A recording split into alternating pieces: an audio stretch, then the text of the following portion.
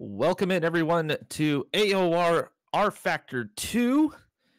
Today we'll be racing from China, the sinking track that is built on marshlands. I'm kidding, it's not sinking, although it might be partially sinking. I don't know, we don't know, but we'll probably find out here in the next few years as they have to try to rebuild the thing. Anyways, I'm NinjaRider, otherwise known as Curtis Kenyon. This one should be a pretty interesting race, considering some memes have already surfaced from this track. Some quick news and notes. The reason why you only hear my voice and not the dulcet tones of the Australian Zach Jones is because, Zach started a job. And unfortunately, he actually has to sleep now, considering it's, I don't know, 3:30, 4 a.m. in the morning for him. So yeah, you'll be getting the meme cast, or not. I don't know. Depends on if AOR decides to pull the plug on us. Who knows? We'll have to see. But yeah, should be an exciting race here at China. It was during the Formula One racing that we did here last week, as more people are entering the server. 22 cars to fill the grid today. We've already had 3 kicked off because of the 104% rule that is firmly... Wow, that was weird coming from Max Shepard. He nearly sausaged it, but luckily he kept it somewhat on the track, but decided to exit out and go for another run here. Yeah. So, yes. It is rFactor time. I do have chat open, guys. If you have any information you want to pass my way, please do. So qualifying has just barely got underway here. A couple of minutes have passed, and nobody's set a lap quite yet. Fairly normal here for rFactor. For those of you who do not watch very often, it's very easy to reset the car. All you do is hit escape, and you're back in the pits. You can go out for another out lap. But everyone is out on the track, just making their way around.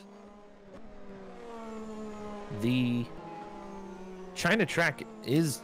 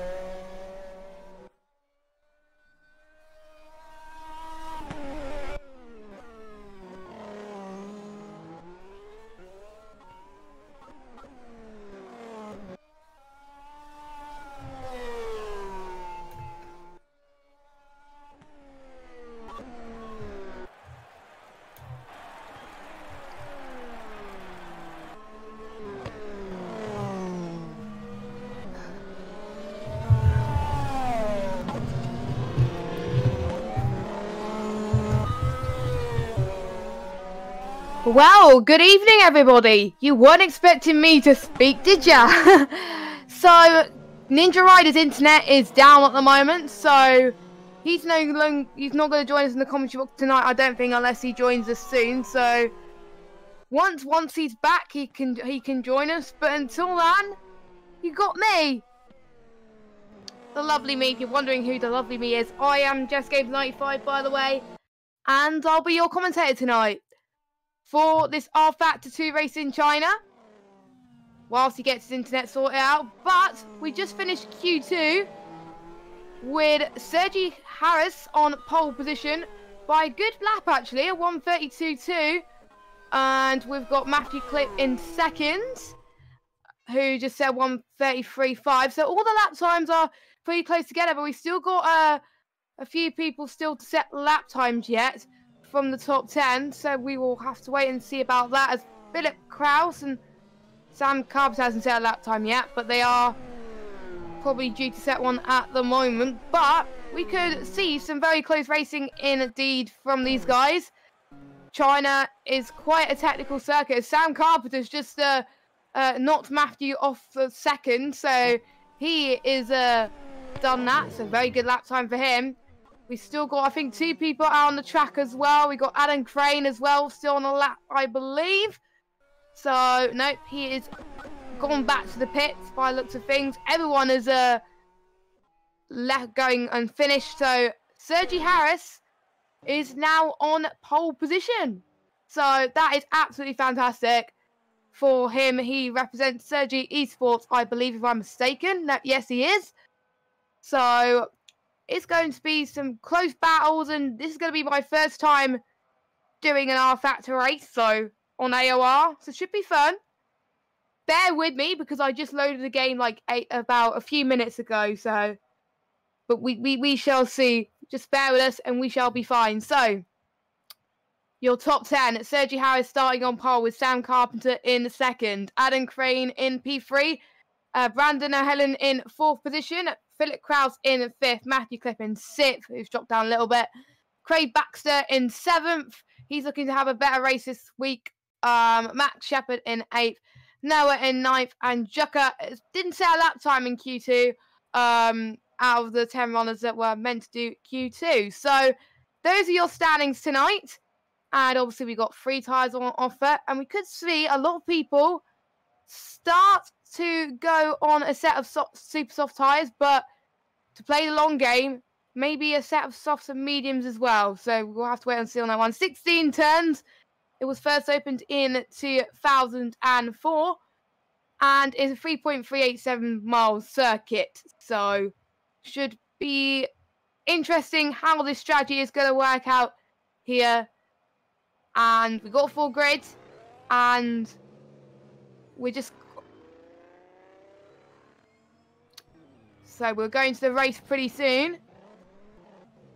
We just got the warm-up as well, as the grid is counting bids set whilst the warm-up is happening, just to get used to their tyres. Now I'm still trying to get used to how I get to see the tyres. I think I get to see it on the actual car itself. Yes, I can. That's fine. It's all good. It's taking a while to get used to, but there's a lot of drivers now getting out on the track. But China is one of my favourite circuits around when I commentate on any game at all. It's just fun. It's lots of high-speed corners, lots of very tricky corners as well. And a lot of people do get caught out in some of them as well, which should be interesting. And I've even seen the best drivers do get into a lot of misfits, a lot of trouble, and it is a lot of fun. It's a lot of fun to watch these guys battle it out and see how that's going to work for the championship. Let us know your thoughts of who you think is going to win in the chat by getting involved in AOR. And like I said, I am excited, but I am interested to see that your thoughts on, your opinions on this race and what is going to happen for these guys. And it'll be interesting because it's quite a long race, obviously, more than what I'm used to, but we'll live with it. the super softs, how long will the super softs go on? When will they pit? Because that could be interesting for the drivers. See how they cope in these quite hot temperatures. It is quite hot in China at the moment. So I wonder how these super softs are going to cope. As far as I'm aware, I can't see what tyres they're on until the actual race, so I will find out at some point what tyres people are qualified onto, which is cool. So there was no race last week, but let me just get the race results. Well, was a race last week, but there was no stream, but I can update you if I can find the standings, what the results actually were at some point whilst the warm-up is getting set up. If I can find it, there we go. Just so you know what happened last week, for those of you that missed out. So let me just get round 2 standings up from last week. There we go. So Sergi actually won last week as well. So he won in the Bahrain Grand Prix. So he's looking to gain a win again this week with Craig Baxter in 2nd. Sam was in 3rd. Brandon O'Helen was in 4th. And Noah was in 5th position. Adam Crane was in 6th. And Jucker was in 7th. Matthew Clip was in 8th. Kevin in 9th. And Max Shepherd rounding up your top 10. With also Evan, Danny, Max and Mads finishing. We had a lot of non-finishers last week. So those were your updates for that. Craig Baxter actually got pole last week in Bahrain with a 1:27.6. That was a good lap time for him. So I did imagine, even though there wasn't a stream, I did imagine Craig and Sergi were fighting quite a lot last week with position. So I'm very excited to see how they're going to go this week with Craig a little bit further down the order this week than Sergi. So that gives Sergi a little bit more of an advantage, especially going through the straights as well. So we'll see how far they go throughout the line as well.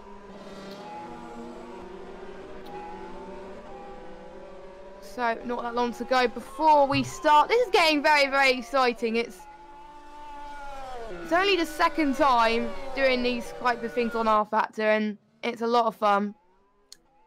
And I hope you have a lot of fun watching this stream. Hopefully keep you entertained on this lovely Saturday evening here at AOR. Probably wasn't expecting to be doing this on my Saturday evening, I've got to say, but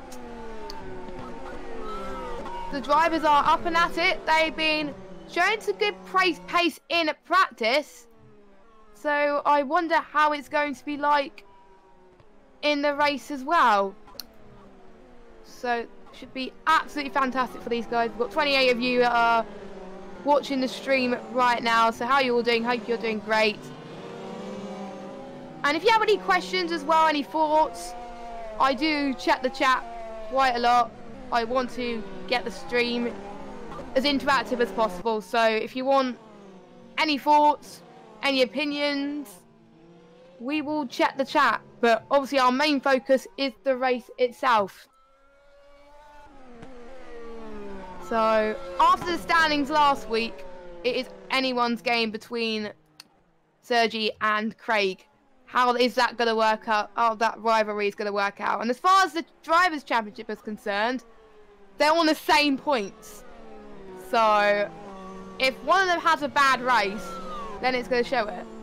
So basically, Craig and Sergi are 1 and 2 with the same points. But I think Craig had more, I don't know how it got decided with who's placed at the top. But I think they're joint first by the looks of things. Because Craig won in the first race in Australia. And Sergi came 2nd. And Sergi won last week and Craig came 2nd. So they got the same results from the previous week. So I am intrigued to find out what's going to happen between these two. And we've seen some quite close battles with the midfield as well. So it's going to be a lot of energy for these guys. And I wonder who's going to survive, who in China, who's going to cope with the challenges who's not going to crack under the pressure, who's gonna play the mind games and do well. We will have to wait and see. It's not just the rFactor leagues we run in AOR, of course. We also run iRacing, which happened yesterday. That was a good stream, not gonna lie. I did watch it. It was fun. And also the F1 2018 leagues we have as well, but obviously we have the break week due to the real life Grand Prix. The qualifying is actually not long after this rFactor stream, so you get a double dose of F1 action, both from AOR and from real life. So that is gonna be fun to see. Obviously they're in Austin, Texas in real life. Any of you guys gonna watch the Grand Prix later? I know I am, but anyway. So not that long to go until we begin again. Well, not begin again, but we begin racing. As far as I'm aware, there's, I think, 37 laps of this race. It is usually an hour race, usually. An interesting choice of liveries. It's the first time I've seen these liveries up close. And I actually quite like it. We've got a lot of people on the grandstand ready to go. I hope you're all ready to go as well. We also got Minor on the cameras as well. So if you're wondering who's controlling what you're seeing, it's him. And without him, there'll be no stream. So once again, thanks to him for making the viewing experience for you good to watch. So I'm not controlling the cameras, it's him, if people ask.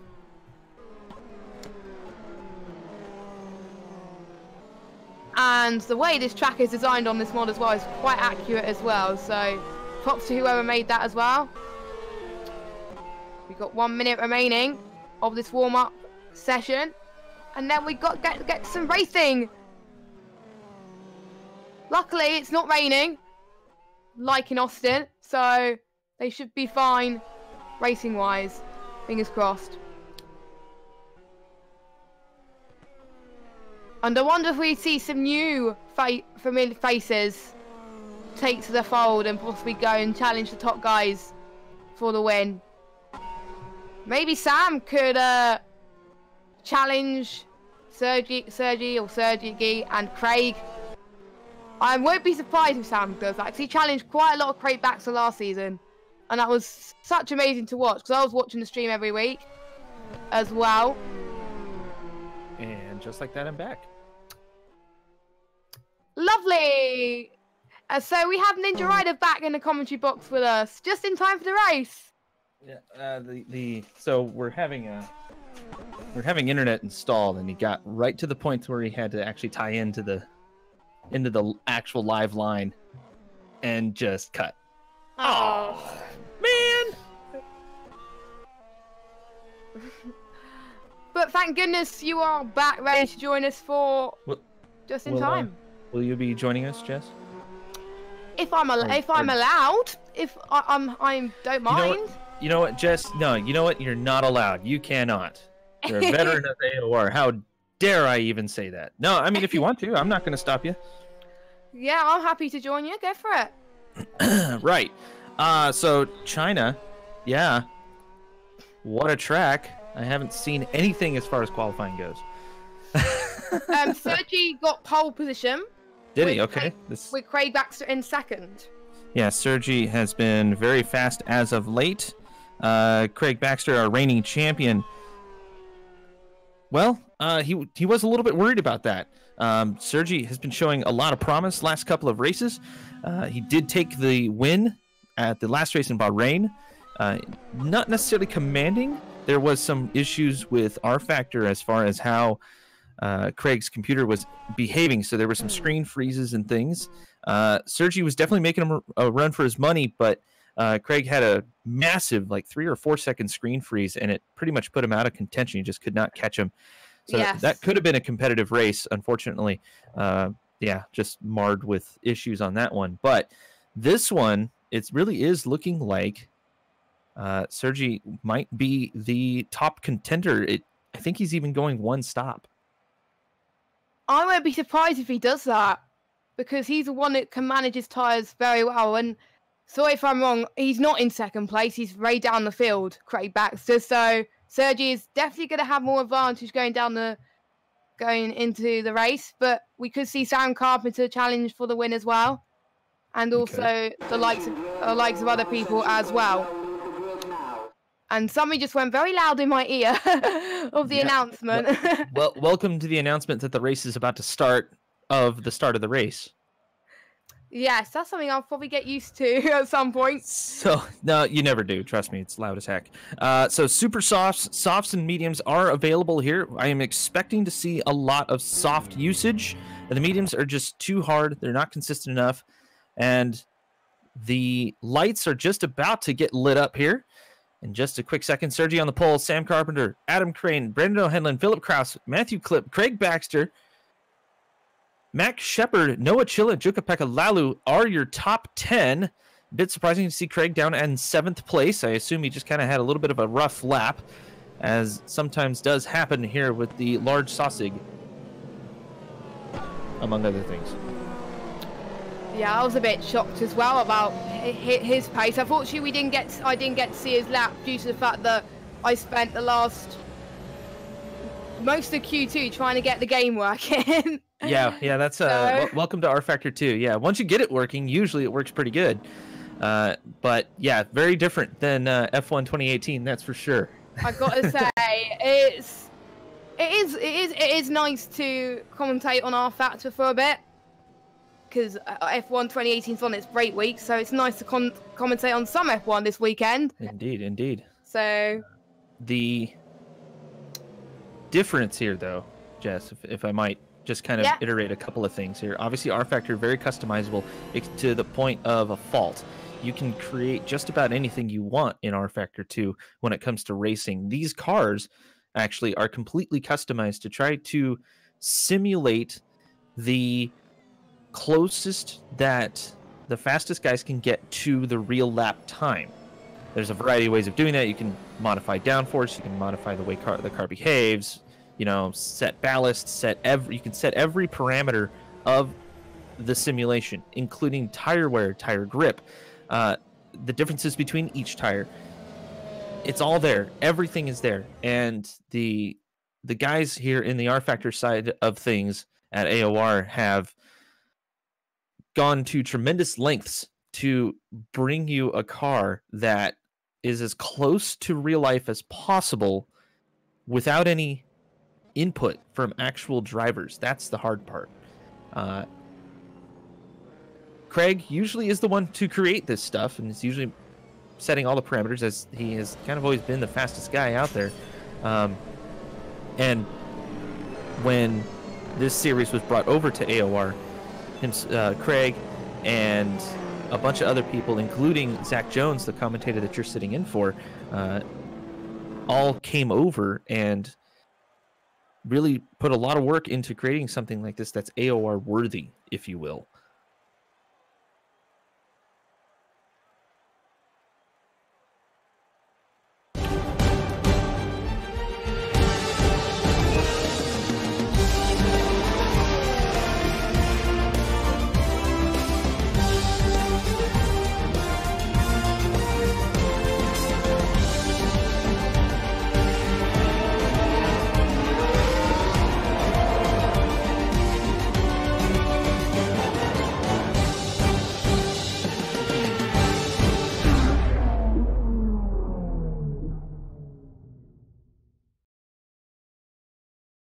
We're going to miss the race. Lights go out now. Julian Klingmar and Oliver Kuoka starting from the pits. Sam Carpenter? Is that a Sam Carpenter in the lead? No, it's Sergi Harass coming through turn 2. It's Sam Carpenter right next to him. They need to be very, very careful.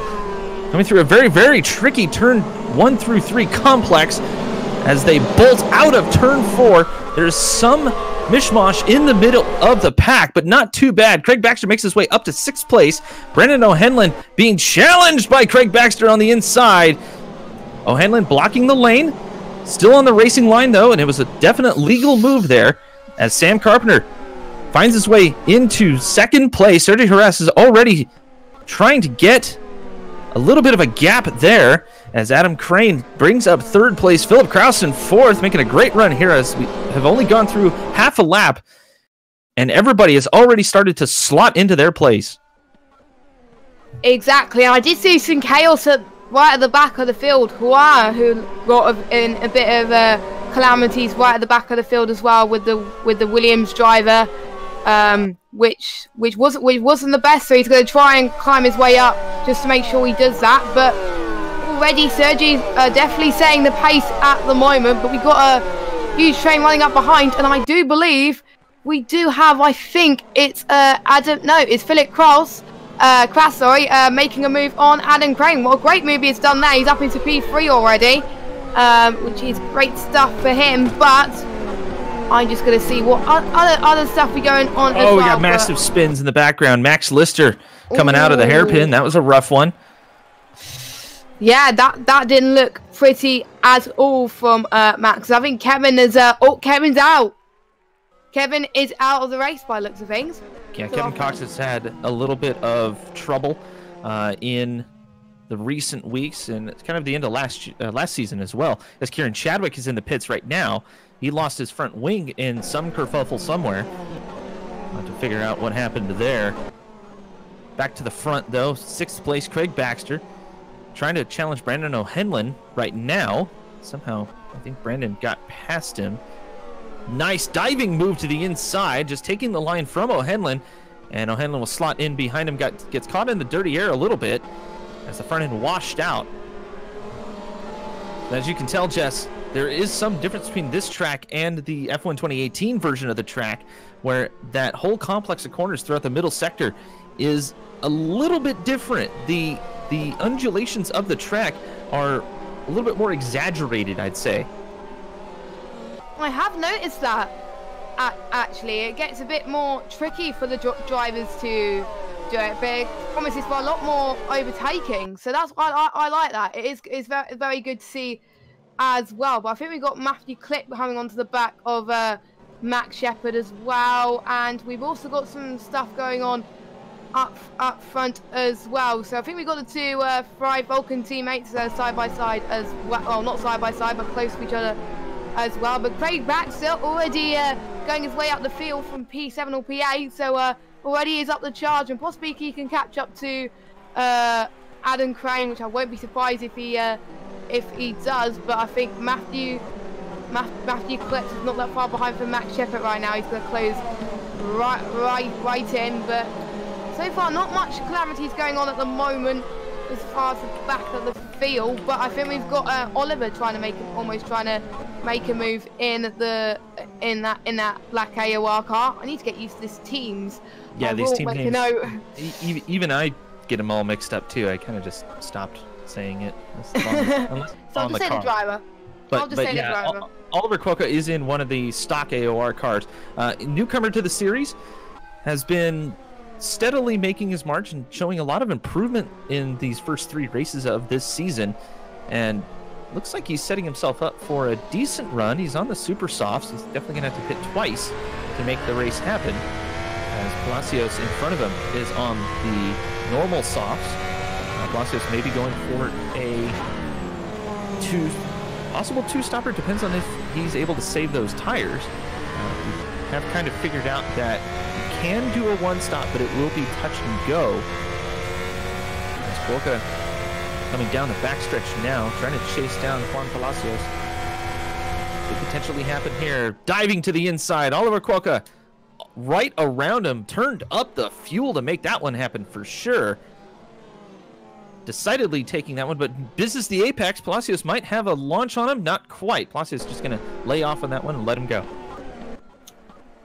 Yes, definitely kicking off his AOR dreams to a good start at the moment. 15th at the moment.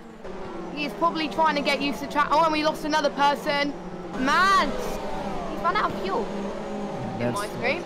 Mads Jensen saying the rFactor 2 is saying that he's out of fuel. There is a possibility maybe he didn't load his race setup. You can't have multiple setups here. in rFactor if you forget to load your race setup instead of your quali setup.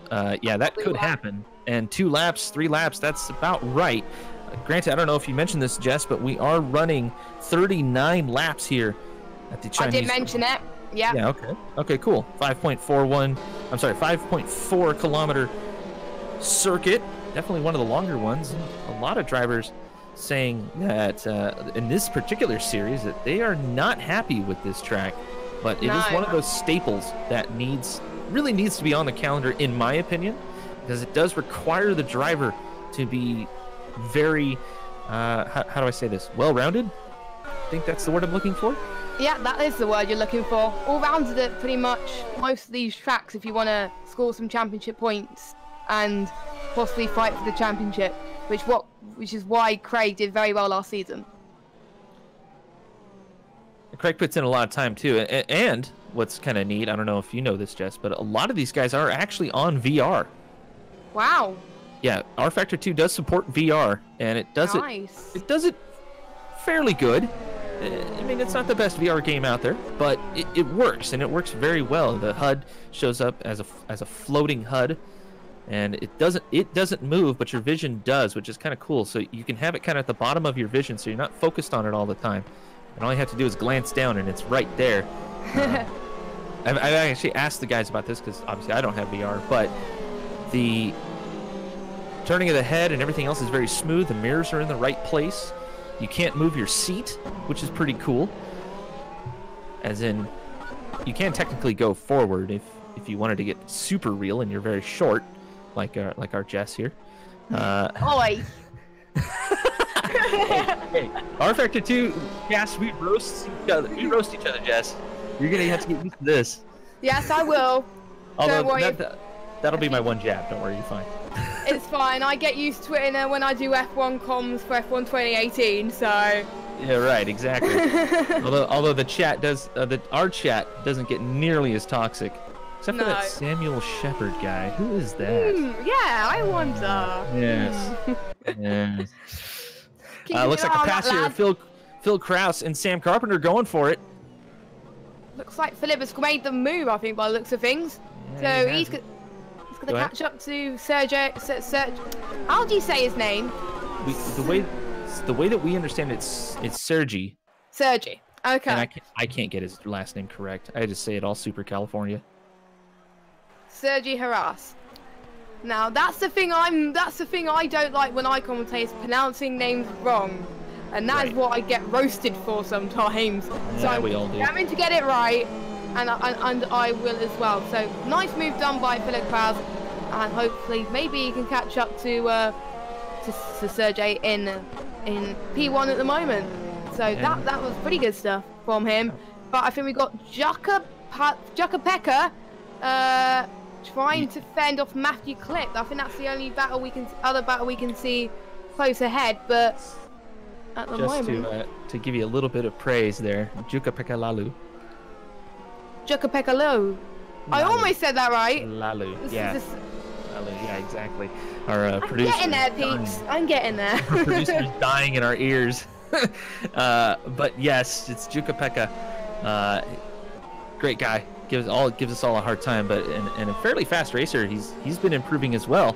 And Matthew Clip, another newcomer to the series, has been showing some decent speed, looking for his first set of points, if I'm not mistaken, as we check the championship standings. Which I did quickly mention earlier. But yeah, no, it won't be his first set of points. He did finish 8th in the last race at Bahrain. That was big lock up. That was almost lock up in the half there, but luckily he managed to recover, so he is still in 9th at the moment. But I think that means because of that lock-up, Matthew will be closing in. Oh, we have a spinner. That is Ruben in... Well, I'm not going to say which team. Luckily, Max didn't caught up in that. So he's on a set of softs. So that soft is definitely not going to play pretty at the moment. But looks like no damage at the moment. And we've got our first pitter, R2 Niemann, however you say his name. Yeah, R2 Niemann in the royal blue. Another newcomer to the series. I believe he got a little bit loose and decided to switch out to the soft tires. A little bit early for that, but you know, sometimes when you're in the backfield and even in the midfield, it gets a little bit dicey. So you just want to get some fresh tires on and try to finish the race as much as possible. Another notable name at the back of the pack who got tied up in some oddity is Kieran Chadwick. Yes. He was a championship front runner last season, but he unfortunately has a bit of a time commitment nowadays, and he's here and running, but unfortunately he's going to be a little bit behind. China's not exactly one of his best tracks, and one of the keys to running around this particular track in this sim is to stay on the racing line. The real road is very, very important in this particular series in general, but at this track it is very slick, and a lot of drivers complaining that they cannot get the front end to hook up sometimes. If you get off that real road, you're pretty much going off the track if you're not very careful. Yes, and that's what these drivers are going to be aware. And unfortunately, after that spin, that probably costed his engine. So Ruben has got an engine failure. So that spin definitely did cost him a little bit. And he's out of this race. Yeah, he is out of the race. One thing you don't want to do, Jess, I don't know if you know this. I don't think a lot of people know this. Don't rally cross an F1 car. It's not a good thing to do. No, you really don't want to do that. Just saying. And I did commentate on the rallycross last season, and I don't want to see the drifts that I've seen in that series. just saying. all the tires, all of them on the track smoking, including the ones that make up the wall smoking. Yes, and good stuff. Craig Baxter, just to kind of update the reigning world champion, as we like to call him, mostly just to kind of stroke his ego a little bit. 5th place right now. He's trying to chase down Adam Crane, who, if I am not mistaken, yeah, he's sitting 8th in the points right now. Looking at a very solid finish here. Last race, a 6th place. Not bad, all things considered. He didn't have a great round in Australia. We're just not going to mention that one. But no, yeah, seems though he's warmed up to the car quite a bit. He's got a very, very fast driver behind him. But Baxter's not being held up either. He's going to have to make that pass for sure. And it looks like Sam Carpenter might be... Oh, Baxter down to the inside.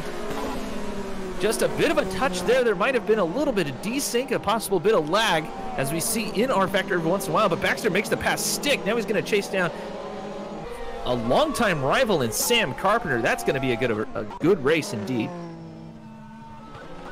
Wow, Craig is definitely showing he's a reigning championship leader for a reason. He is good when it comes from going down the field to going towards the top. But can he close up to Sam Carpenter and fight with Philip Krause and Sergi? We'll have to wait and see. But knowing him, I think he can, as he's about 3 or 4 attempts separating between him and Sam Carpenter now, so I won't be surprised if he makes a move anytime soon, going towards these towards lap 9, heading towards lap 9 pretty soon. So I can't wait to see what Craig can do. Craig is a very nice guy and he does very great moves, and it was just such a shame to not see him win, but it's nice to see a new winner last week, even though we didn't have a stream, but it was good. Oh, and I think here's Craig the pass. Baxter's making a move around the outside, and he's got it done easily there. It is just a textbook move from Craig Baxter. He was like, right, that's it, I'm having that move, thank you very much. And yes. Yeah, I think we should mention that a lot of the guys that are racing right now are in they're in comms technically with each other. That's kind of something the rFactor 2 community does, is they get into comms with each other and they kind of let each other know where each other's at to try to, not crash, which is always a good thing. A couple of pit callers, Sam Carpenter in the pits, taking on mediums. Not expecting that one. And Noah Chilla also on mediums. And that's the only pitters at the moment going into this. I wonder if they'll be doing a one stop from this point. If they do, that's going to be very tricky on these tyres. especially on the mediums. Yeah, it does get a little slick out there. But the track is starting to rubber in nicely. As you can see, the railroad coming in fairly well. So I think the grip should be okay. As long as Noah Chilla doesn't bean this pass. He's got a lot of speed on Juan Palacios. But Palacios held his line. Forced Chilla to the inside. Chilla making it stick on Palacios running wide. Palacios got a little bit into the slick stuff and a little bit into the marbles, and unfortunately it washed out on him. That's a little bit unlucky for him, but unfortunately for Juan, he'll drop back, and Chilla's got tires smoking all over the place. He's going to be sure he doesn't smoke those up too quickly, but they are warming up fairly well. The car is starting to stick much better. And we will see some faster lap times going into this if they want to get fastest lap as well. And maybe we can see the people battling out a bit more due to those tires rubbering in.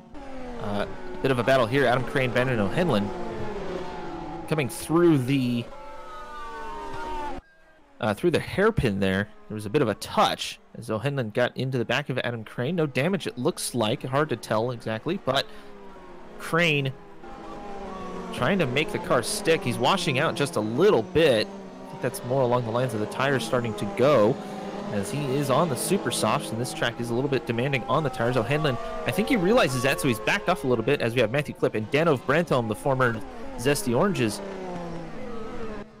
driver. Yes. They were in the pits. Cars. They were in the pits, yes, that's correct. So I wonder what tires they were set on. He's on, I think he's on a set of mediums. No, yes, yeah, on a set of mediums. A lot of people going on the mediums as their choice of tire today for their second stint. Now, I sort of expected that. As the track rubbered in, the grip will come to the mediums, and the mediums do last a very long time. They do. It depends on exactly what these drivers are thinking of doing. Maybe they'll run the mediums real hard and potentially switch back to the super softs at the end of the race, try to get some faster laps in. But as of right now, quite a bit of the field on mediums, some of them still on the softs, but I have a feeling that those softs are going to start going to the wayside as well, especially once this race starts to wind down. Dano, though, I'm having a look at him in 13th. He's challenging Juan Palacios. Unfortunately, Palacios having a little bit of a rough race. I think those tires are starting to go away. They should be hitting the second life here pretty quickly, and they'll be good for another 1 or 2 laps, and then they fall off hard as Adam Crane and Max Shepard come into the pits. So Adam Crane, one of our top 3, of course, so he's on a set of softs. So I think he's probably going to go try and get that one stop working, or maybe the 2 stop. Oh, there is someone that's gone out of the pits right in front of him. I think that was Cohen Blake. Cohen Blake, yeah, he's going to let Adam Crane by. And he does that with ease at the moment. So Adam Crane in 6th at the moment. But I don't believe the people in front of him have pitted yet. So he's in a definitely good position where he is at the moment. But it depends on what other tyres the other people go on, depending on whether Alan Crane can keep to where he is, gain positions, or even lose some. But at the moment he's looking at a very prime position to try and catch up to the top of the game. So definitely a mixture of tyres going into this, but mediums I think definitely are the tyres to be once you do your second stint, if you definitely want to go for one stop. Because I think it is possible. We'll have to see if the one-stop strategy is going to work here, though, because once those tires fall off, especially the mediums, it does take a long time for that to happen, but on a very coarse and demanding track as this one, the mediums, man, they fall off hard. They fall off very hard. Trying to think, the last time I tested them was at, I think it was Bahrain, another track that's a little bit tough on tires. As Sergey's come into the pits, Philip Cross taking the lead of the race. Craig Baxter finds himself in 2nd place after the pit shuffle, and Brandon O'Henlin into the pits as well. 3rd and 4th place coming into the pits. It's time for them to change their tires out as Sergey does come out, and he comes out on the mediums. We were watching him, Jess, during practice. He can save these tires for so long. We have no idea how long he can go on these mediums, as Brandon O'Henlin was in the pits as well. Actually, he's dropping down the order. Oh, he came out of the pits and got passed by pretty much the back half of the top 10. he's gone on to a set of mediums as well. So I think there was only one person that pitted on the softs.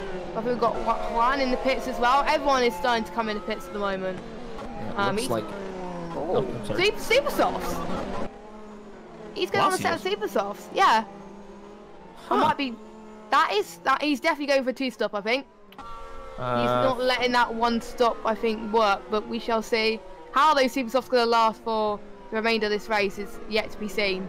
We'll have to... We have seen miracles though.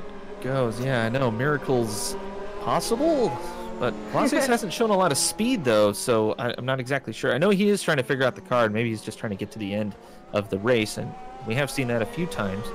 But he finds himself in 16th place now, so he should be in clear air for a little while, just to get used to the car. And honestly, the biggest key to this particular car, especially this season's setup, is just time behind the wheel.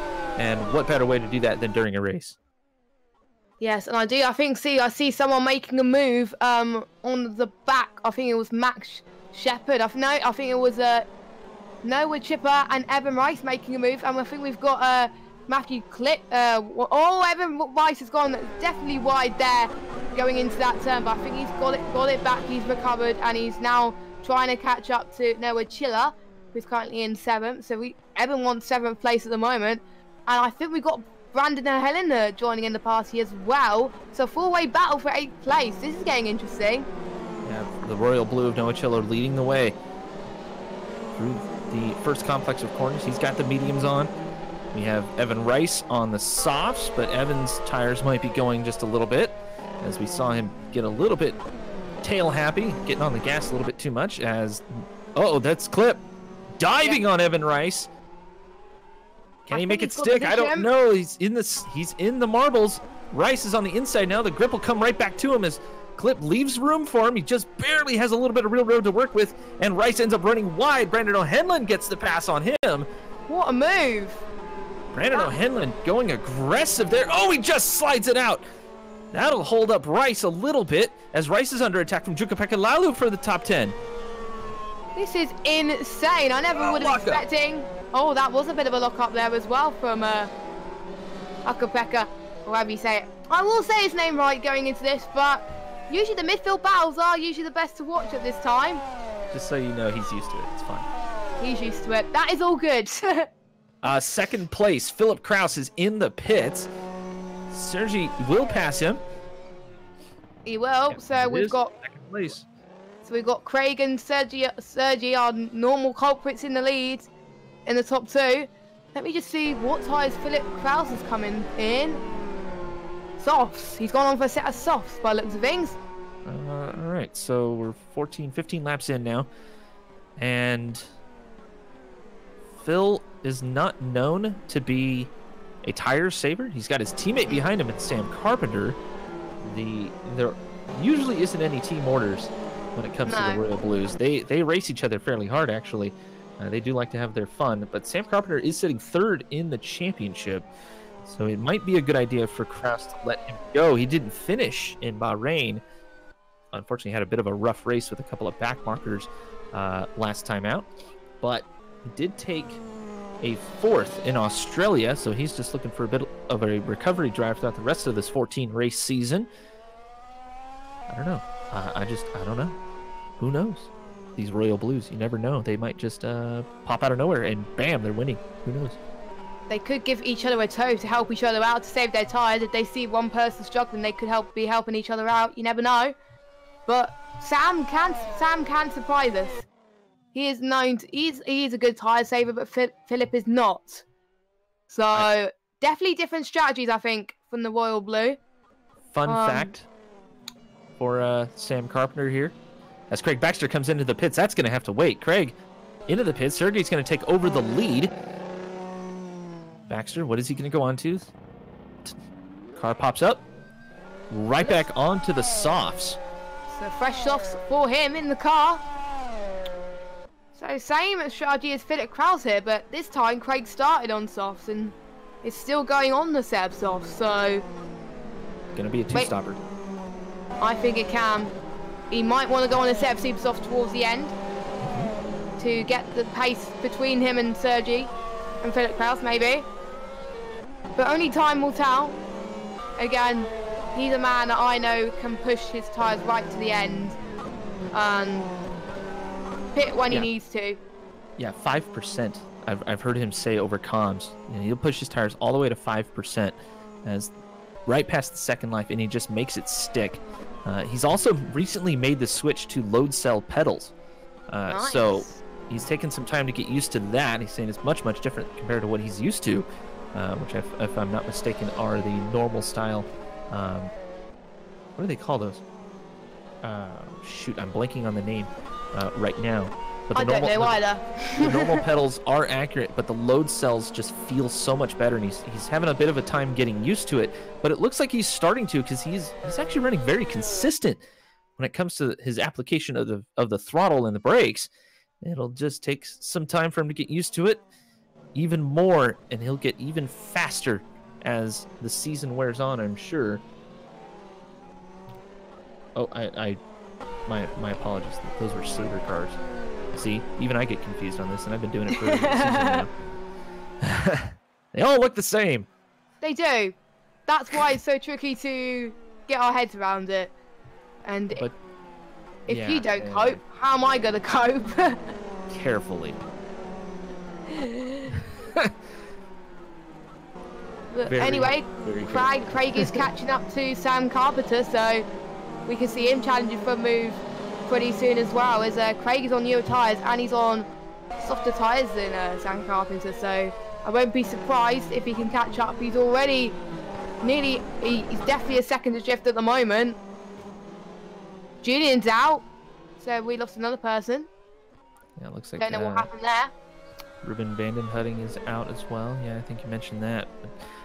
Props, though, to Cohen Blake.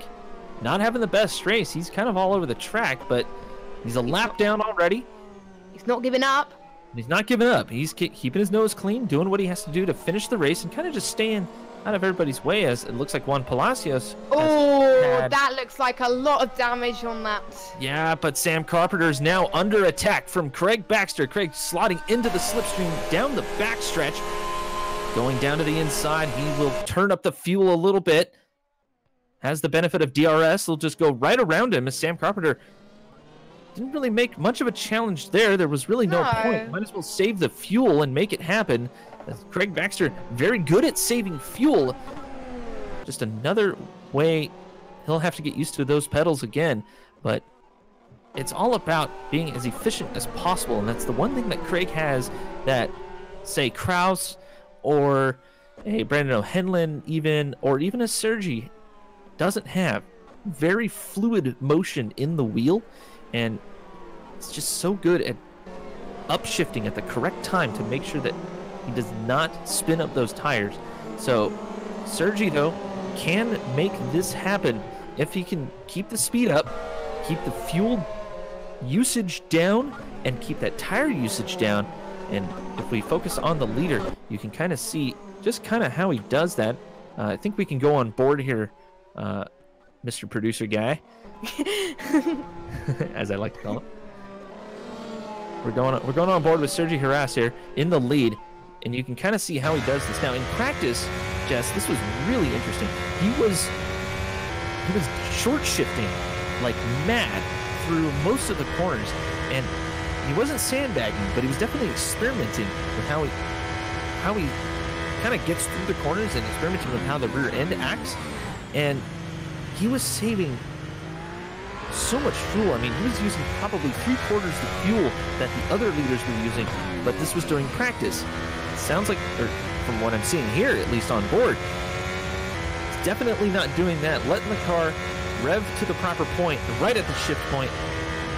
Dead bang on. Let's go on for a whole lap with him as he goes around this first set of corners.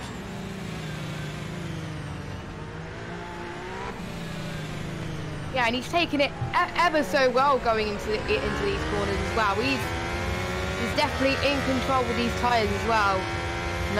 Knowing when the best place on the track, keeping the car planted very well.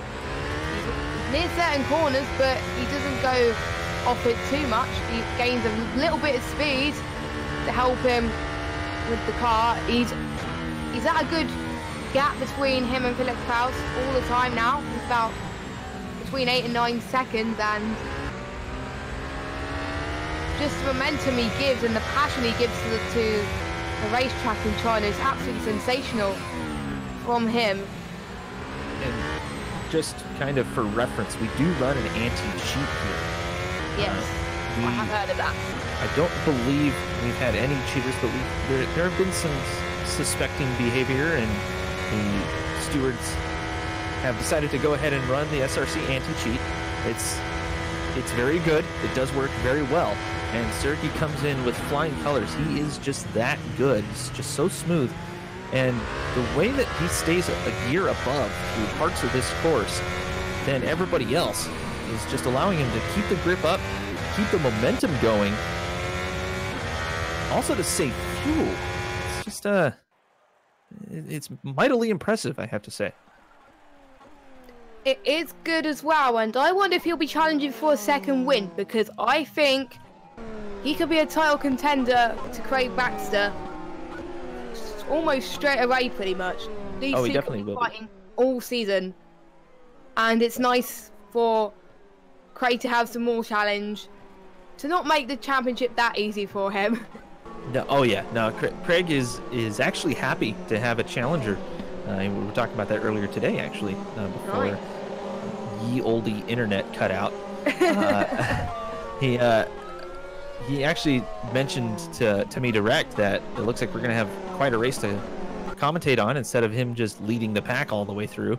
His words, which I thought was kind of funny. And I mean, he was never bored with the series or anything, but after winning 5-6 straight in a row, he does kind of want a bit of a challenge, and Sergey is definitely bringing that. Also, China is a track that he flat out hates. He can't stand it. But he's usually very quick here, and looks like Philip Kraus and Sergey and Sam Carpenter have kind of figured out the track as well around this car. It'll be a bit of a challenge, I think, to catch up to Sergey at this point, because I don't know if Sergey will come in for pits and for tires again. And with Kraus on the softs, you got Craig on the softs, and Sam on the mediums. Carpenter's on the mediums, though. So I don't know. There could be a bit of a strategy unfolding in front of us with about 19 laps to go. That's what I like about racing. We could have one driver that runs a completely different strategy, and it could possibly not work. Because I haven't seen how the tyres go on this game, as far as how long it will last. It could last for infinity, these medium tyres, or they could decide to go on the second to last lap. That is just not good if that happens, but looks like Sergey's having faith, I think. Yeah, I think so. And during the tire tests, the mediums do last right about double what the softs last, but they're not supposed to have the grip that they do. Now, the grip here does last for a little while, but the way that I understand it, after quite a few laps, the grip just goes away. It's gone. You're basically on ice when it comes to the horsepower that these cars have and the torque. And that right there is the key to managing the tires in this particular mod or version of the AOR rFactor 2 F1 World Championship. You got to modulate and properly conserve your gas pedal more than anything else, not necessarily just for fuel, because you can turn that up and down. It's those rear tires. Once they go, you're off the track and probably stuck in a wall. Or you might have a SpaceX launch like we did last season. It's hard to tell. We don't know yet. The mod is different every season. So, and I think we have a retiree. Sorry we missed that, but I think Cohen has lost it there as well. That's rough to see. Just keeping an eye on him. Yeah, he was running good where he was. I don't know where he was actually. I think he was in the top 10, or probably close to top 10 anyway. So a bit of a shame there, but so far Sergey is leading the field away. But we could see Adam Crane catching up to Sam, and lots of other things developing. And I think we've got the two 5 Falcon teammates possibly going to try and fight for positions as well. Yeah, we do. I just saw that. Max Shepard and Brandon O'Henlin tangling here for 6th place. O'Henlin trying to keep his nose clean, and Max Shepard has kind of cranked up the wick a little bit, starting to run a little bit wide. He's got to be careful to make sure he doesn't fry up those front tires, as you can see that front end skittering around just a little bit. Coming into the ultra important sweeping banked turn here at China and the unused grandstands. I don't know why they even put them there, but you know, it is what it is. Shepard now has to defend. O'Henlin should be able to crack open DRS. Yep, there's the letterbox in the slipstream. O'Henlin cutting to the inside. Max Shepard's just going to let him go. Good move. Don't want to crash your teammate now. O'Henlin, bit of a lockup. That run wide there on the exit. That would have been, yeah, that would have been absolutely brutal, Jess. And it was a clean pass though. Made it stick. Nice job from Brandon O'Henlin, as he's going to try and aim to see if he could possibly get into the top 5. It is doable, I think, for him, but it depends on what other people are doing tyre-wise, since Adam is on a softer tyres than him, so it can be quite difficult for him to catch up, but we shall see. It is not over for him yet. I think on the cards, the podium could be there, I think, definitely from top 6, due to the fact from 3rd down to, well, top 5 at least, from 3rd down to 5th, they're about almost 10 seconds adrift. So that could be an interesting play on the cards here as well. Order not changing up front at the moment though. Yeah, very much middle of the race kind of feel at this point. Everybody just kind of putting the laps in. As I'm taking a look here at Adam Crane, the Canadian in the series, trying to catch up to Sam Carpenter, the veteran. Don't know if he's going to be able to do it at least this lap, but Carpenter has been kind of backing off, and it seems like he's managing the gap a little bit between him and Crane. Crane a little bit too far out for the DRS, it seems. The letterbox did not open. I can't see track through that wing at all, as Crane looking very smooth. He's definitely looking for that top 5. Gonna be a little bit of a challenge though. He's got some very fast people behind him. Brandon O'Henlin, the German, and Max Shepard is behind him as well. The Brit bringing up 7th place, followed by another Brit in 8th. There could be a bit of dicing here, as there is a pit caller. Oliver Cuoca in 15th place, going a lap down here, coming out of the pits.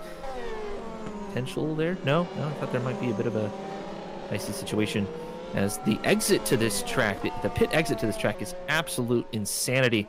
And there is a special stipulation for this track. Usually we're very, very strict, Jess, when it comes to the pit entrances and exits. The stewards go over all of them.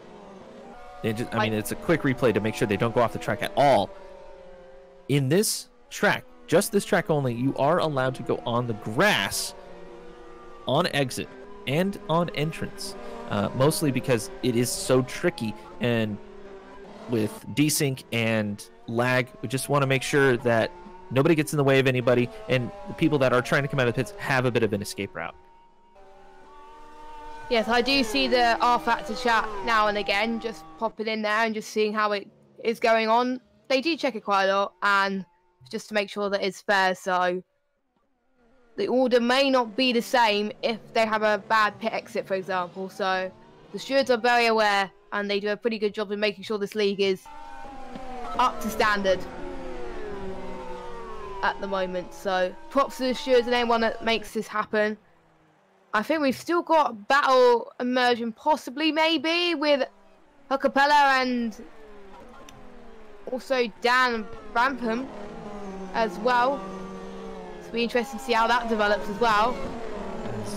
Danov has shown a lot of speed as of recently. He's kind of a track specialist a little bit. Doesn't really have a ton of time for practice, but there are certain tracks that he is super fast at. He nearly had a win last season until Craig Baxter just kind of, yeah, let me have that. I'm gonna put that on the wall too. But Matthew Klipp coming into the pits now. Didn't see what tires he put on. Looks like he went to mediums. He'll be going to the end of the race for sure. Not quite sure if that's a good sound strategy, but must have had a bit of spin or just fried up the rear tires a little bit too much, so he had to come in and just get to the end of the race here. He's looking at a top 10, but he's got a very fast Kieran Chadwick and another fast Noah Chilla behind him. Royal Blue getting a little bit out of sorts. He will be looking at possibly coming in here in the next few laps as well, for at least for some softs, I think. Those mediums have got to be going away from him. Exactly. Matthew Clip is a fast guy. He really wants to make sure that he could fight to make sure he stays at the top 10 as possible. Any points, getting any points at this early stage if you're a new driver is a good thing. And if you go towards the top, that's a bonus. So whatever points you get really if you're a new driver is a good thing. They get a lot of experience racing in these leagues, especially in rFactor, because it's a whole different ball game as well. We might have a race brewing as Sam Carpenter comes into the pits himself. Phil Kraus and Craig Baxter getting very close. Baxter starting to catch up to Phil. The American, known to be a bit of a hothead, mostly for comedic purposes, but he does get a little bit jarred sometimes. But there is a lot of trust there. Craig will pass him as cleanly as possible. And Craig just biding his time at this point. Knows he's got some time. About 13 laps to be exact. Kieran Chadwick also coming into the pits. Just going to keep an eye on Kraus and Baxter there for second place. Meanwhile, Sergi in the lead at this juncture, just about 9 seconds ahead. 8 to 9. Yeah. But Sergi kind of just managing the gap at this point, and really the top 3 are fairly slotted in, depending on if Kraus and Baxter do end up dicing it up. They're going to have to keep it clean and do it quickly because they want to catch the leader. They can't be faffing about. No. They've got to be in it to win it, basically. They've got to make the battle stick. But I think Craig is catching up quite nicely on Philip Kraus as well. And Baxter looking very good on the brakes. Kraus has always had a little bit of trouble timing the brake markers and getting the proper brake balance in his car. He does like it towards the front. Kraus just cut in hard there for turn 1. Baxter had to wash out just a little bit. He likes to round out the corner a little bit more, and you can see how much speed Baxter's able to carry through. He's right on the gearbox of Phil Kraus coming through that first complex of corners, but Kraus just takes off. Max Shepard into the pits. Just a bit of an update there for 6th place. He'll drop down a little bit as Kraus and Baxter still dueling it out here. Kraus a little bit tough on the gas there. Baxter just backing off a little bit. Gonna try to get him through this sequence of corners. Kraus keeping it on the real road just a little bit outside there as Baxter goes a touch outside as well. Just pushing the boundaries a little bit, trying to extend the grip zone as much as they can to create a little bit more breathing room. Baxter might be setting up for a pass on the backstretch. Baxter's so good on the brakes. He can brake so late and so smooth, I blame the load cells, as Baxter looking at the exit, coming onto the backstretch. I think he'll be close enough. Yeah, he's definitely going to be close enough for DRS. That's going to help out. Yep, he's got DRS open. So, is he going to make the move done? He tries to. But I think he had to let it stick a little bit. Right, oh, Kraus just getting on the brakes a little bit too late. Had to float his way through the corner, dragging brakes, and that drug him out wide a little bit as Baxter nearly got in the back of him. I don't think he was expecting that to happen, but there was no touch. It was close. But Kraus being raced very clean here. He's got nothing to complain about on this race. He's definitely got to be ear-to-ear smiles between the VR headsets, I'm sure. As Baxter coming up hot. Kraus holding his own, though. He's definitely holding the line as he makes his way through this first complex of corners.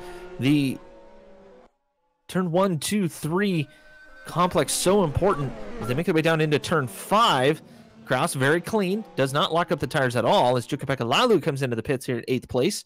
He's going to drop down, I believe, a position at least, maybe 2 into the top, still in the top 10 though, as we watch this race heating up between Craig Baxter and Philip Kraus. Kraus has been holding his own very nicely, I have to admit. He's definitely not getting tilted, but he is starting to slide around a little bit on the back end. Yes, don't forget, they're both on a set of softs, not on medium. So I was checking to see what Philip Kraus's tyres were. But I do believe, I think Craig probably pitted a bit later than him, but I'm not entirely sure.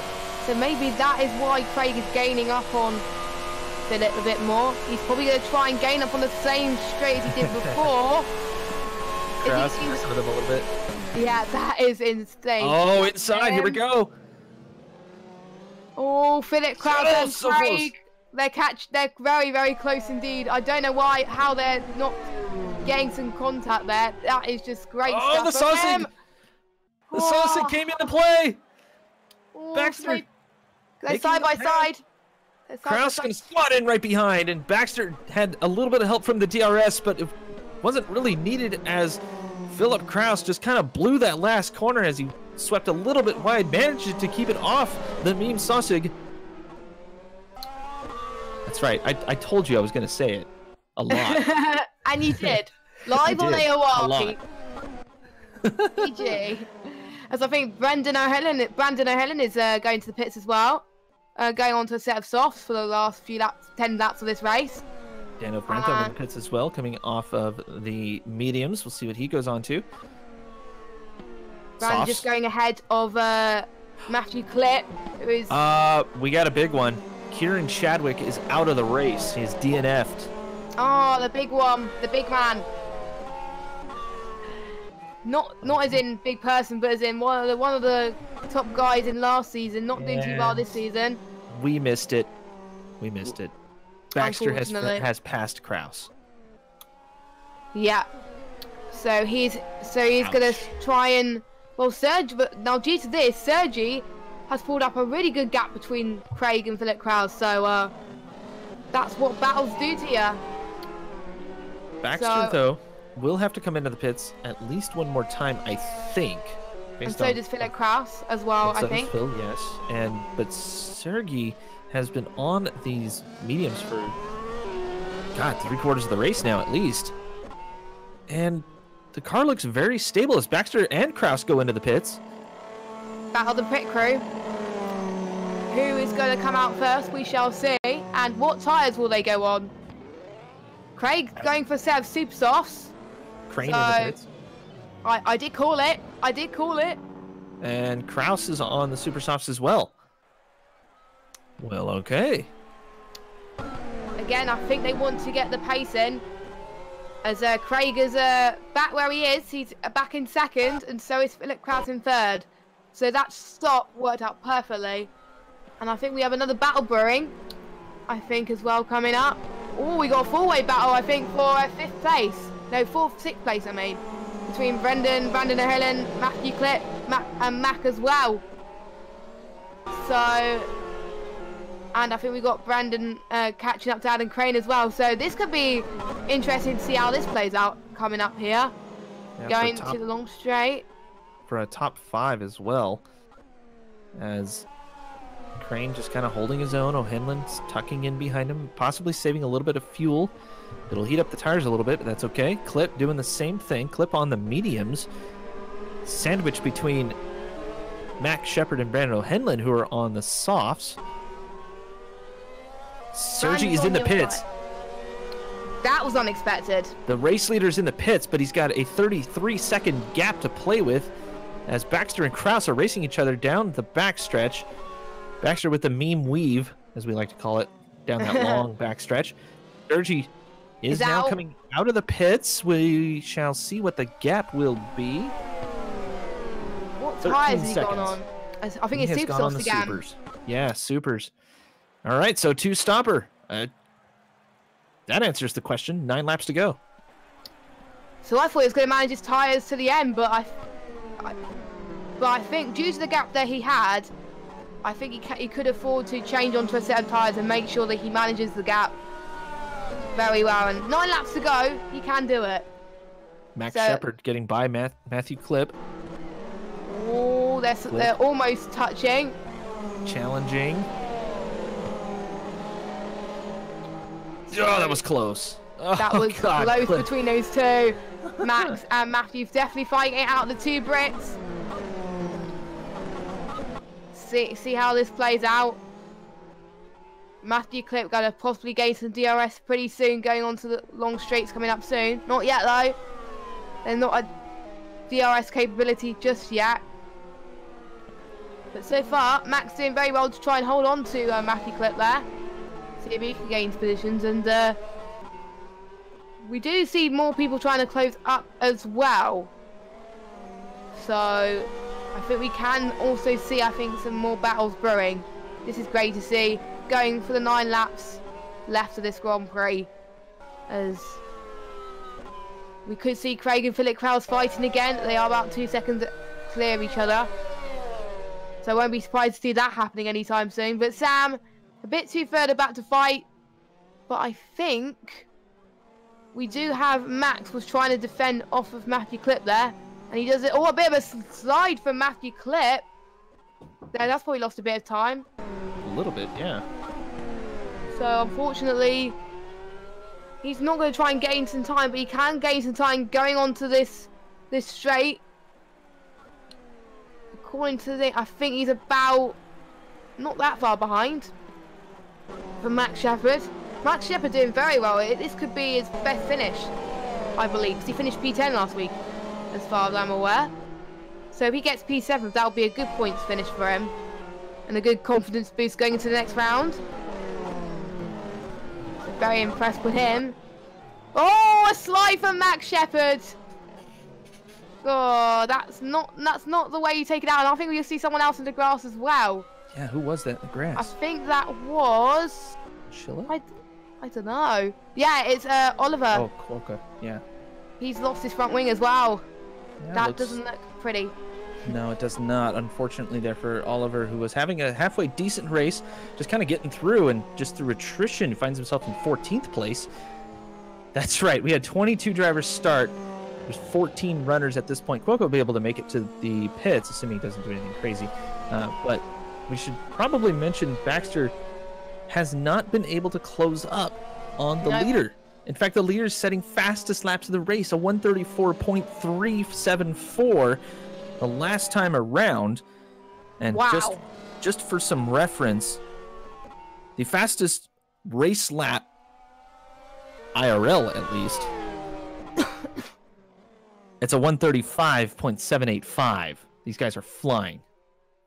So the rFactor 2 guys showing off their prowess in these simulators, and Sergi definitely wanting the fastest lap. I think we have Noah Chiller being challenged by Jacopella, going into that trickiest of corners. Can he do it? Noah Chiller is quite a fast guy, and so is Jacopella. And he's about, I think, 3/10 adrift right now. I wonder if these guys can keep it clean. I think they can, but any points they get is crucial. Yucca definitely doesn't want just the 1 point. He would want more than 1 point. And that will also get his best finish as well.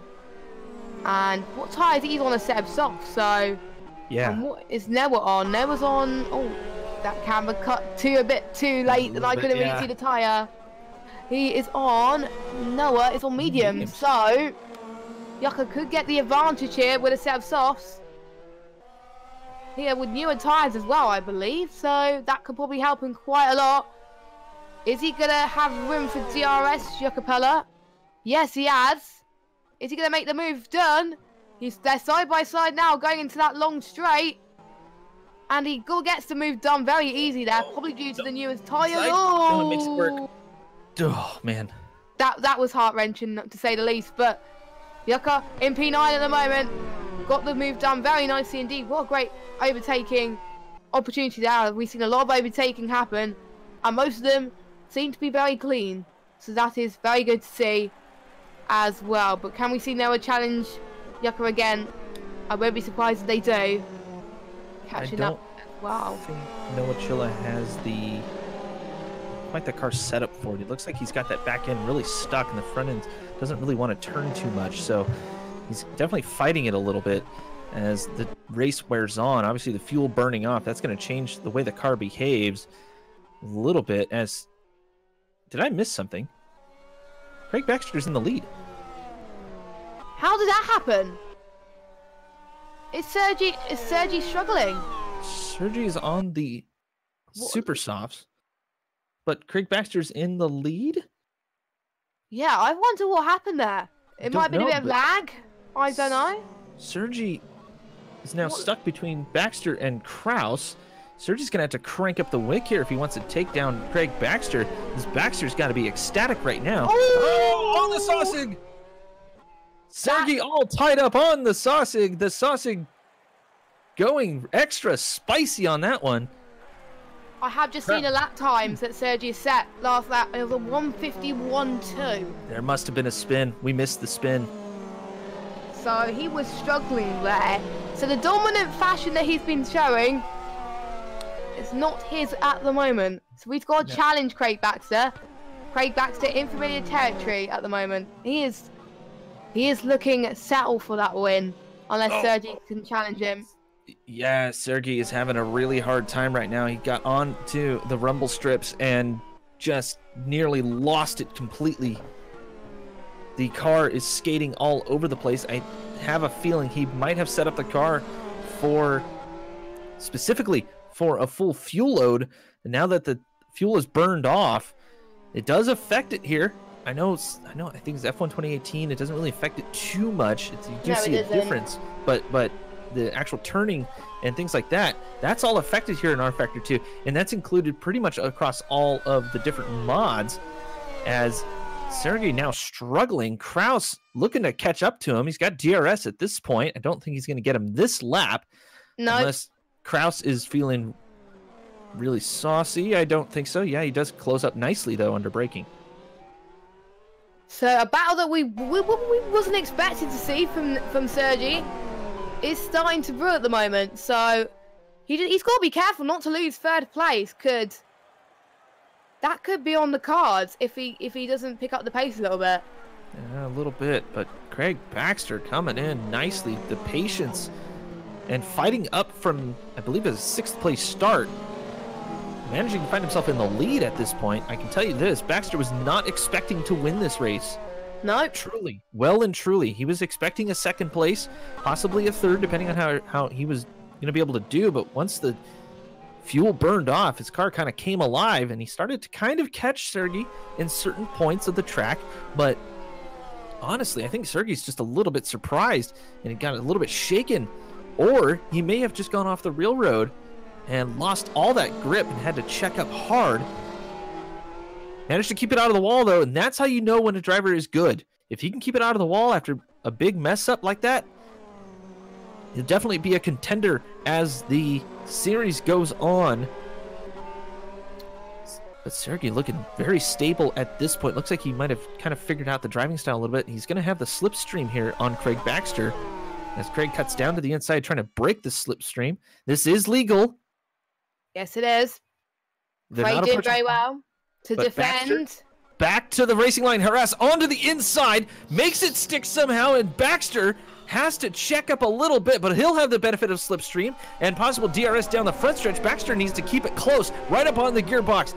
Harass missing the sausage as they cut to the inside of the track. The camera doesn't know what to do at this point. Baxter cuts to the outside. Harris holding the inside. Baxter cuts him off right at the nose. What a move from Craig Baxter there. He just swooped past Sergey Harass. But the move that Sergey made on Craig Baxter beforehand was good as well. So these two fighting for position. It's not gonna end right now. They still got a few more laps to do it.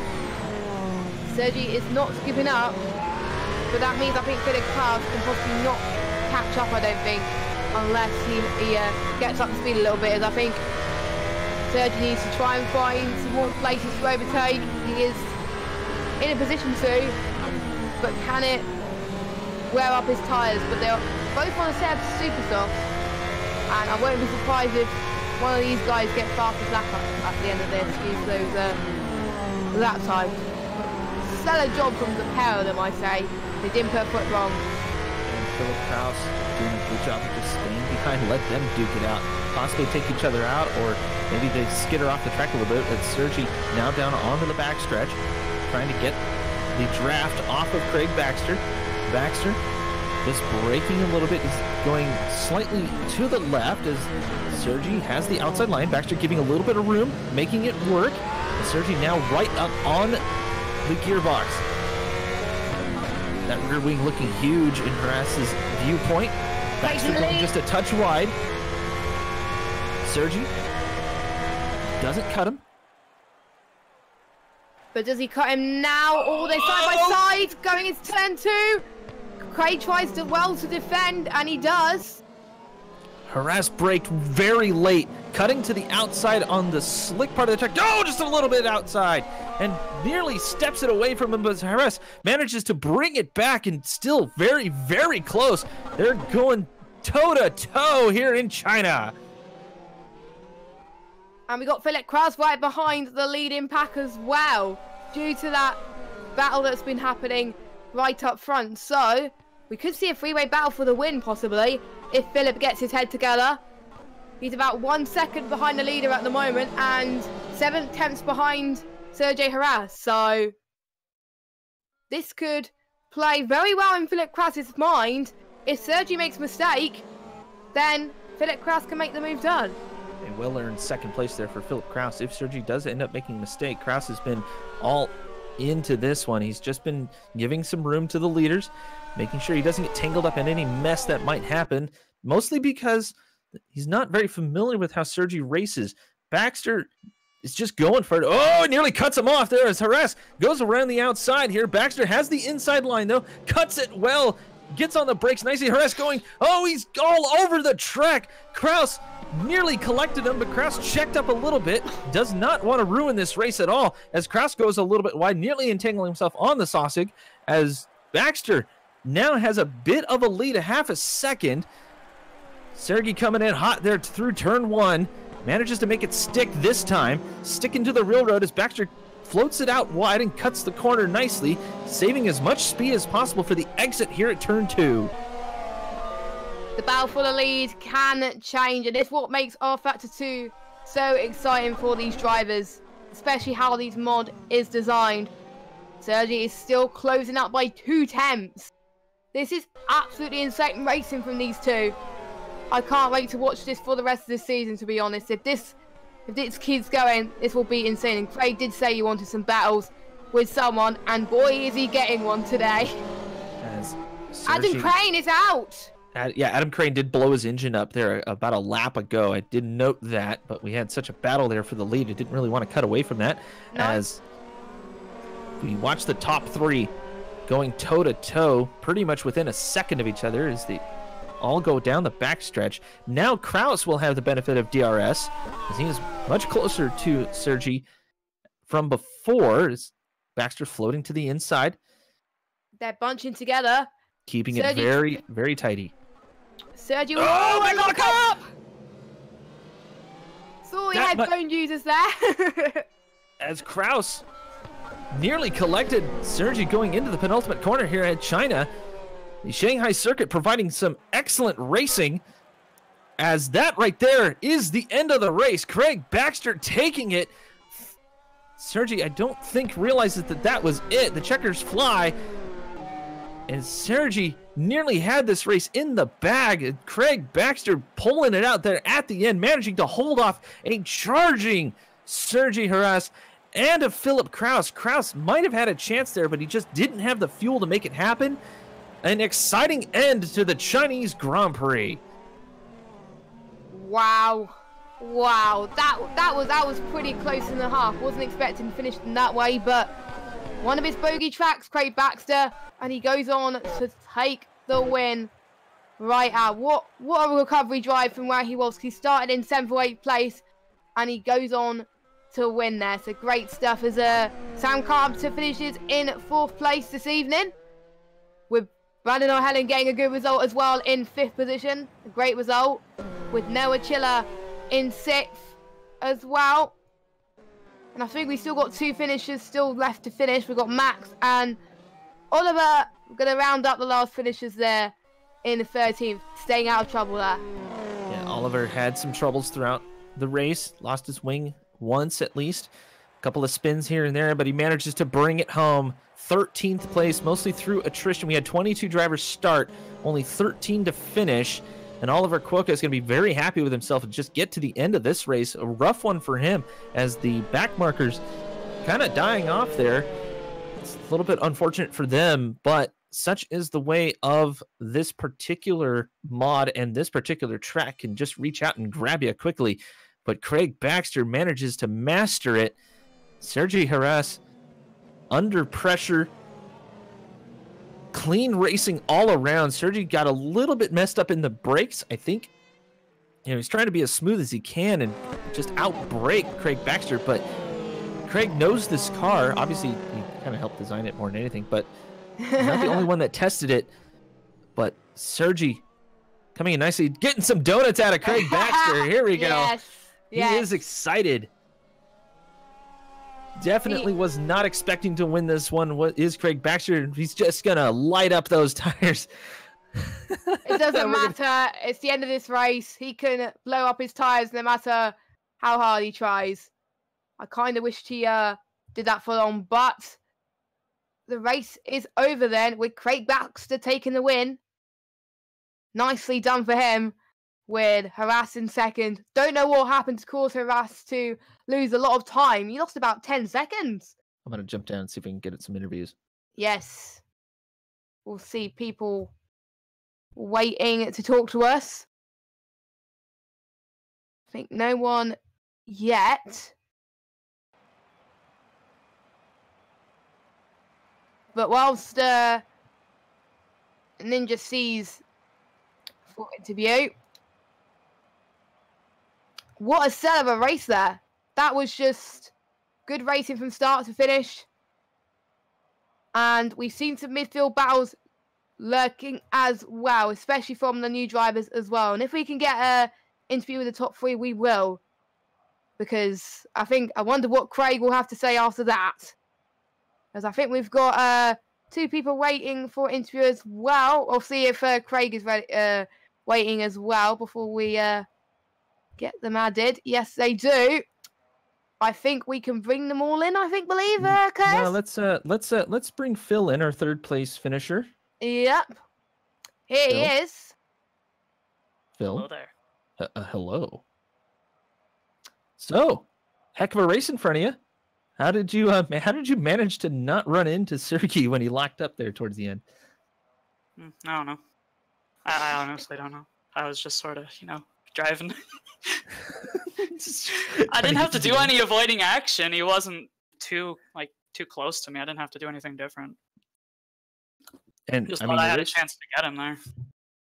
I could have sworn you were going to dive under him when he cut in, or when he locked up the fronts hard. But nah, I didn't have the grip in the fronts. Oh, really? Was they going away? It did kind of. Oh yeah, they were dead. They were dead. My tire was horrible. Now is that a setup thing to kind of figure out? I was on default setup, so yeah, it's probably a setup thing. I asked that loaded, knowing that you knew. Right. So awesome points here. Looking forward to the next one then. Maybe it'll be better if I actually put a setup on for that race. For sure, Phil. My first laps were today, so. I know you were saying that you had some things to do, so we'll go ahead and let you go, man. Good race. Well done. Good job. Have a good time. Let's bring in Sergi. Welcome, Serge. Oh, no, there we go. He just went and then left and then went and then came back again. Sergi, do we have you on comms? Yeah, hello. Hello. Heck of a battle there towards the end, eh? Yeah, I didn't really wanted it.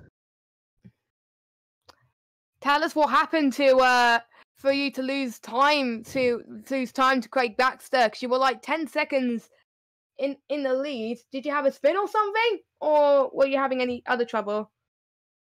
in the middle of the two left-handers on the second sector, after the fast S's, I got a random Windows 10 error in front of my screen, which went like everything. I clicked OK, and it went took like 3 or 4 more extra seconds to go back to the game.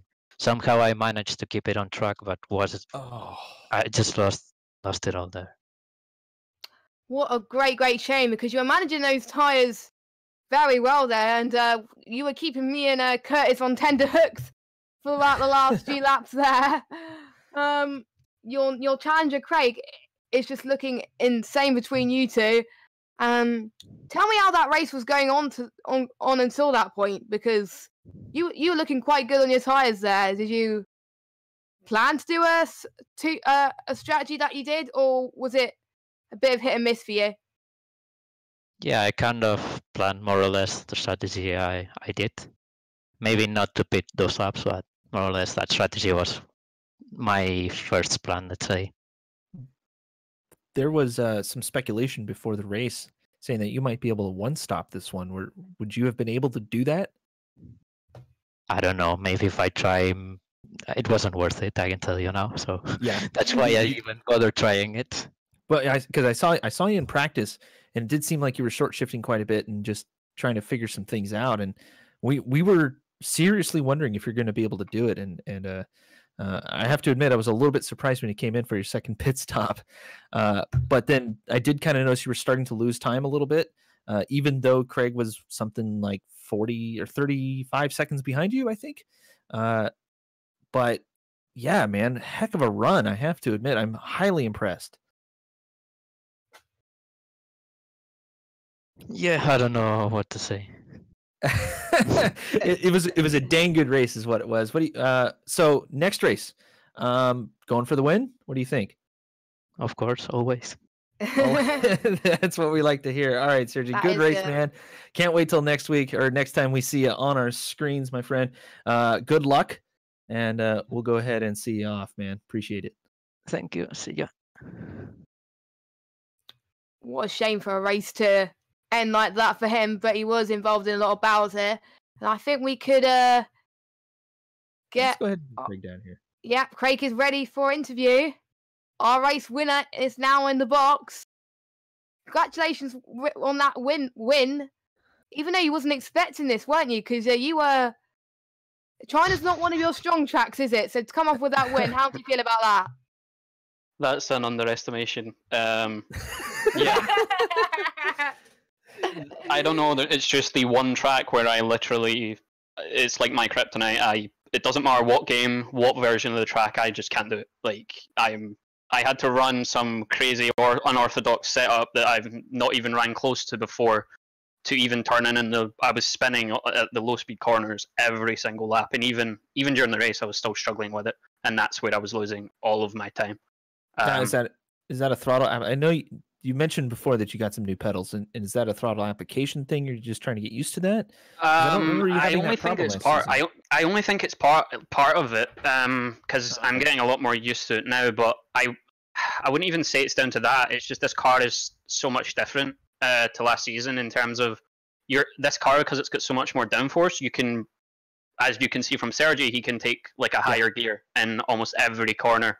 And when I try that, I just understeer off the track. So I need to figure out setup wise with that, because it's worth so much lap time. And I had to even change my steering rack for this race away from the normal recommended one, because, as I say, I was just spinning every slow speed corner. To kind of clarify, that is one of the setup options here in rFactor 2, and it's definitely unlocked for this one. I know there are some mods that don't allow for that, but in this one you can. You can pretty much set up anything when it comes to this car. Can't do it on the fly, obviously, but yeah, steering rack, definitely an important one if you're having some issues with things like that. Third spring, all that stuff is able to be messed with. But Craig, honestly, how surprised were you when Sergi had his issue and ended up with you in the lead? Honestly, we commentators, we had no idea it even happened until suddenly we just see your name pop up. Like, what the heck? Yeah, I was... me and Phil were basically battling almost the entire race. I think I had a slight edge on him in terms of pace, because my tire wear was like last race. My tire wear was really bad, so I had to 2-stop, which almost did work until I got a screen freeze in Bahrain, so I didn't get to battle for the win. But this race, I made sure that my tire wear was going to be not a problem. So I had by far the best tire wear. I probably could have 1-stopped soft medium. That's what the plan was, but because I started 7th, it wouldn't even allowed me to challenge Sergey. I didn't think anyway. Yeah. So I just decided to go for the safe 2-stop option and have some fun with some overtakes, and had a good battle with Phil. Then Sergey, all of a sudden there's a yellow flag. Sergey's off the side of the track, and me and Philip were both just completely confused. But he was like the 2 previous laps, he was like a second a lap faster.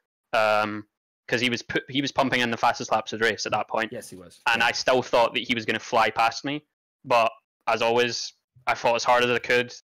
Used the rulebook probably a little bit with the slight weaving on the straights just before he was close. Right. Yeah, I did see that. Are we going well, yeah. Well, the thing is, once he gets close enough, I'm not allowed to do that. Like, I need to make one move and stick there. But I made sure if he got within half a second, I have to stick with the line that I'm on. Otherwise, it's way too dangerous. Yeah, you did. Yeah, I was pushing to the edge, but I had to. But the overtake that I re-overtook to take the lead was probably the moment that won the race, because after that, I think his tires were just completely gone. I think I actually expected Phil to get him on the final corner, because Phil was really pushing to get him. And he almost did. And I know this kind of happened behind you. Obviously, you're focused on the track, but there was some near contact. Let's put it that way. According to what we saw, or at least I saw on my end, there was no contact. There was just a very close racing, and Phil just wasn't expecting Sergey to get on the gas as hard as he did, and just got way sideways. And he had to check. It was either check up or crash. So yeah, that's what happened. That's what happened. I don't know if you've seen it with me and Phil. When I was chasing down Phil for second place, there was a moment he had out the hairpin where I had to like fully lock up my both front tires so I didn't run straight into the side of him, because he had a moment. But yeah, I'm just glad that track's finished with. Like, so happy. Clean racing all around, though, and I appreciate all the drivers for that one. But yeah, so how do you feel now that you have a bit of a challenge in Sergey, and you mean even Phil is starting to show a lot of speed, at least in the championship scope? Yeah, I mean, I've started working, so I don't have anywhere near the same amount of time to practice. So it's going to be interesting. Sergey's probably going to be the fastest guy for the season. It will be a very tough job to beat him. I'll try, but if he keeps making mistakes like that, then there's probably going to be a battle. Let's wait and see. All right, we'll have to see though. Jess, I want to thank you for jumping on by. That's very nice of you. I know it's getting late over there for you. Not that late at the moment, but thank you for having me on board, and more than welcome to join again, whether that situation happens again or or anything like that. Or if you need me, then I will pop on by. We'll have a good yell at Zach for canceling on us last second. I mean, what? No, why would we do that? But yeah, so thank you, Jess, for stopping on by. I want to thank Miner for keeping the stream alive and keeping it going well. I now have new internet and no more. I don't have a beeping co-commentator anymore. This kind of sucks. It's very quiet. For those who missed last week, we used to have fiber, and as of today, we now don't. So I was able to unplug the fiber optic booster that's got a battery. It's got a big old motorcycle battery in it. And whenever that battery starts to die, it'll beep at you. That was the beep in the background that should have happened last week, even though we didn't have a stream. And during the F1 2018 stuff, that we had 3 commentators in the booth. It was very funny. Anyways, so glad that all got sorted. Thank you all for joining in. It's been an awesome race here at the Chinese Grand Prix. AOR returns for RF2, I believe, next week, if I'm not mistaken. 2 weeks. 2 weeks. Yes, we have a break. Yeah, They're gonna need it after 2 weeks of straight rFactor. So thank you all for joining in. We'll see you in 2 weeks. Have a good week.